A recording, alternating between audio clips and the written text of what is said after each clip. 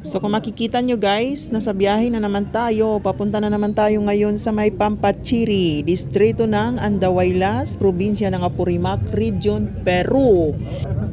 Guys, hindi ko talaga in-expect yung biyahe na to. Akala ko, ano lang siya guys, 7 hours lang. Hindi ko talaga in-expect na napakalayo pala nito. Sobrang layo. 15 hours yung binyahe namin papunta dyan sa lugar na yan. Ito kasi yung sikat dito sa Peru na tinatawag nila ay ang Casa de Pitupos. Kung sa atin pa, yung bahay ng mga duwende o Smurf House. So, parang naintriga ako. Sabi ko, puntahan ko kaya. Medyo may kamahalan yung papunta dyan kasi yung agency na binayaran ko, umabot siya ng 500. So, parang expensive naman siya pero okay lang kasi gusto ko talaga makita yung bahay ng mga duwende na tinatawag nila dito. Curious ako, so nag-decide ako magpunta diyan. Mag-isa lang akong pumunta, wala akong kasama, pero sa agency naman guys, kung saan ako nag-book ng biyahe ko papunta dito sa Pampachiri, marami naman akong kasama na rin diyan, nagpunta. Kung makikita nyo, nag-stop over kami dito.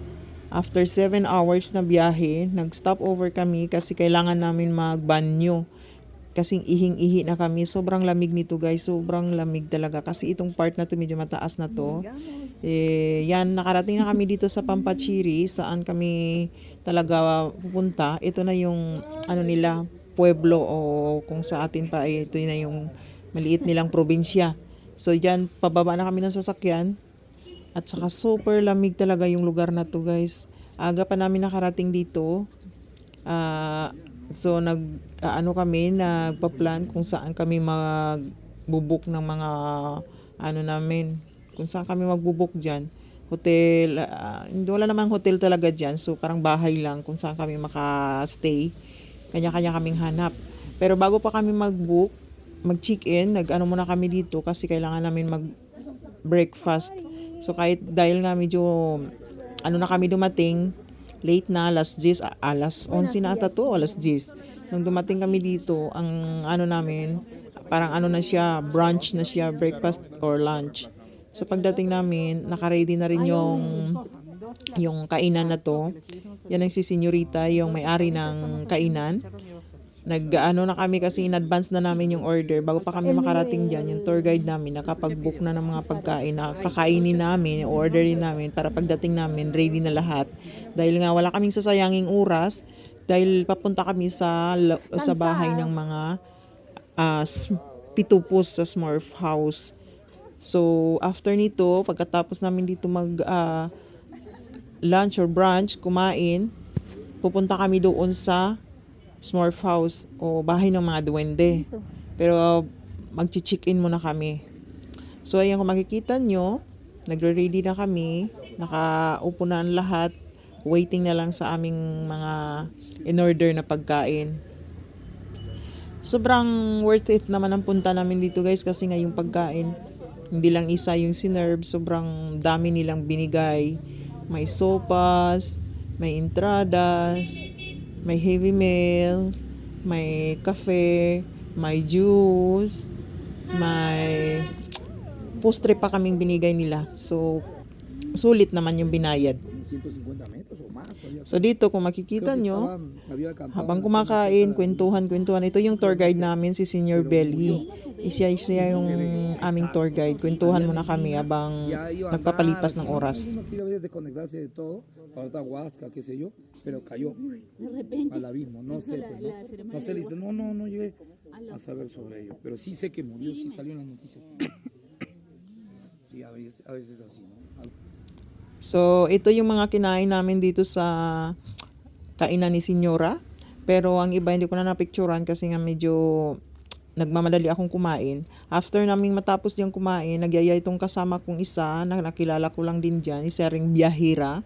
Meron siyang pahina rin dito sa Facebook at saka sa Instagram. Kasi biyahira siya guys. So, yan. Kaming dalawa, sinamahan niya ako. Pumunta kami dito sa plaza. Ito yung maliit nilang plaza ng Pampachiri. Sinulit namin dahil hindi pa naman ready yung iba. So kami dalawa pumunta dito para mag picture-picture o di kaya makita rin namin yung part ng maliit nilang plaza. Ayan guys, pabalik na kami kasi nga baka maiwan kami. Naglalakad kami paakyat, medyo elevated yung lugar so medyo hinihingal-hingal ako bago makarating dyan sa taas. Pataas kasi siya paakyat, tingnan nyo medyo elevated yung part na yan guys. Ay, me cansé. Me cansé.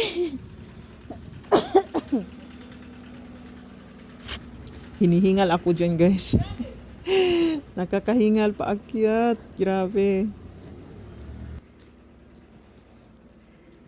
Buenas tardes. Buenas. Uy.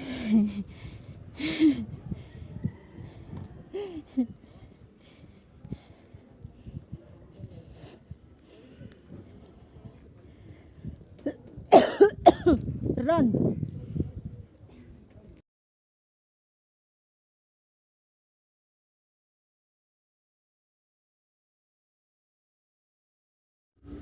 Ayan guys, kung makikita nyo, papunta na kami sa bahay ng mga duwende o bahay, Casa de Pitupos.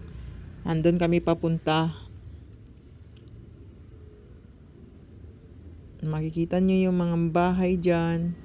Mostly guys, yung mga bahay dito, gawa sila sa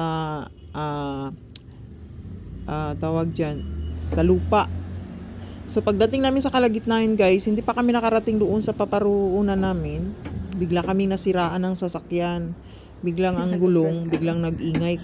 Pag tumatakbo yung sasakyan, para siyang umaalog-alog yung gulong. So, no choice kami, bumaba muna kami para maayos yung gulong. Pero dahil nga medyo mahirap, buti nga guys, dyan na kami nasiraan. Nandyan na kami, nakarating na kami. Hindi kami nasiraan yung papunta pa lang. So kami, naglakad na lang kami guys, lakad na lang kami. Makalakad kami almost 30 minutes na lakaran. Pagdating doon sa unahan, doon kami naghintay. Pag naayos na yung sasakyan, pinaayos. Pinick up na lang kami doon. So ayan guys, nakarating na kami, malapit na kami dito sa bahay ng mga duwende. Tumawid kami dito sa maliit na na ilog o lawa. I don't know kung anong tawag dyan. So, tumawid kami para makapunta kami doon sa kabila. Napakaganda dito nung guys, ng view. Ito yata yung gustong-gusto kong biyahe na napuntahan ko. Nakakapagod lang, sakit sa puwet, pero yung view talaga guys, sulit na sulit. Sobrang ganda yung view dito. Yung ibang kong videos hindi ko na kasi kasi ang dami kong videos na erase kasi nga full na tong ko, yung cellphone ko. Ayan. So malapit na kami, papunta na kami doon. Makikita niyo. Ayan si Kuya, yung tour guide namin dito sa Pampachiri. Dalawa yung tour guide namin. May tour guide kami from Lima. So itong isa na to, tour guide siya dito pagdating sa Pampachiri. Siya ang nag-guide sa amin papunta doon sa bahay ng mga duwende. Siya rin yung yung anak ata o may-ari doon ng kainan. Siya rin yung nag-assist sa amin. Anak ata siya.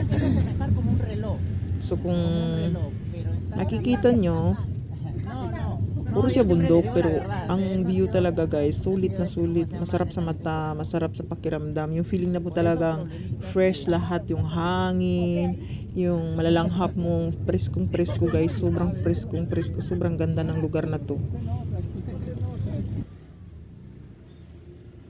Nandito na kami, nakarating na kami. Ayan, tingnan nyo guys, ang ganda, di ba?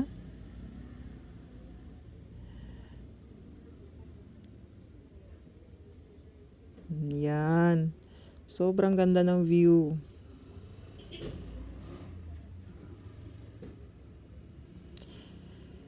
Tahimik dito.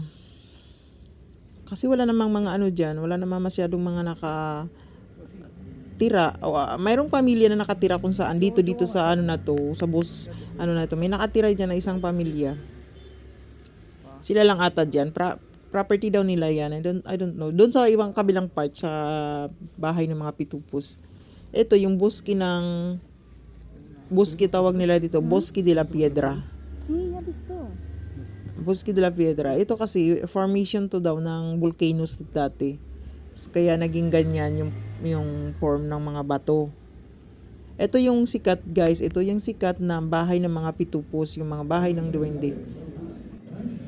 Ayan yung kaibigan ko nakilala ko dyan, yung biyahera. Nag-dinner kami, tapos pagkatapos noon, bumalik na kami sa kung saan kami nag-check-in. So natulog na ako, yung kumot ko guys, kung makikita nyo sobrang kapal. Alas 3:30 gising na ako kasi alas 4 alis na kami. Ayan, alas 5 na yan guys o alas 6 na ata yan.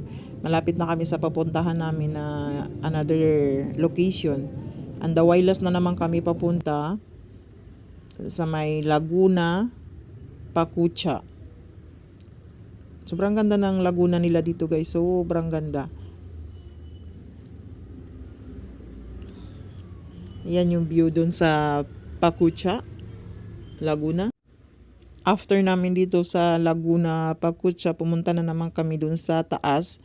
Dun sa taas na part, yung tawag nila dyan ay Ruenas de Sondor. Ito yung pueblo ng mga Chanka, yung mga unang etnika na nakatira dyan sa Quechua. Ito yung ano nila, ito yung pueblo nila. Sila yung mga kalaban ng mga Incas. Pero dito sila nakatira sa Andahuaylas, itong region na to. Tingnan nyo yung view guys, sobrang ganda, di ba? May pa slow motion pa ako diyan. Yun yung Laguna na pinuntahan namin. Kung makikita nyo. Ito naman yung part na sa likod. Likod na naman tong part ng ng Ruenas de Sondor. Yung view guys, sobrang ganda talaga, grabe. Ito yung part din ng ng Sondor. Paakyat ka doon. Sobrang pagod ko na yan guys kasi sobrang layo ng binyahe namin, tapos ang aga-aga pa namin nagising, tapos yung posisyon ko sa sasakyan kasi nga medyo may kataasan yung upuan para sa akin, pero sa inyo naman na malatangkad, okay lang. So yung paa ko nakalambitin. So pagdating ko dito sa Apurimac o Andahuaylas, sobrang pagod ng paa ko guys.